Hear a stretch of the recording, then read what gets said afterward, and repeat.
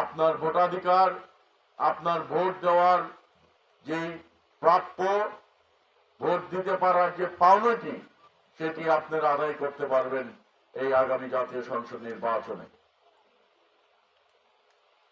আপনাদের হাতে রাষ্ট্র কাঠামো মেরামতের 31 দফার একটি লিফলেট দেওয়া হয়েছে। এই লিফলেটটি হচ্ছে আমাদের বিএনপির ভারপ্রাপ্ত চেয়ারম্যান তারেক রহমান মহোদয় এই 31 দফা রাষ্ট্র কাঠামো মেরামতের জন্য ঘোষণা করেছেন।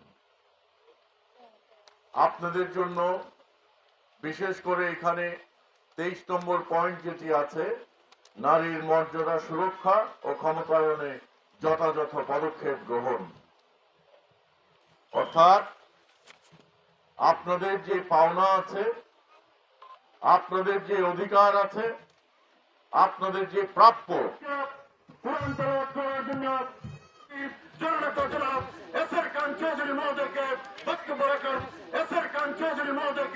বক্তব্য রাখার জন্য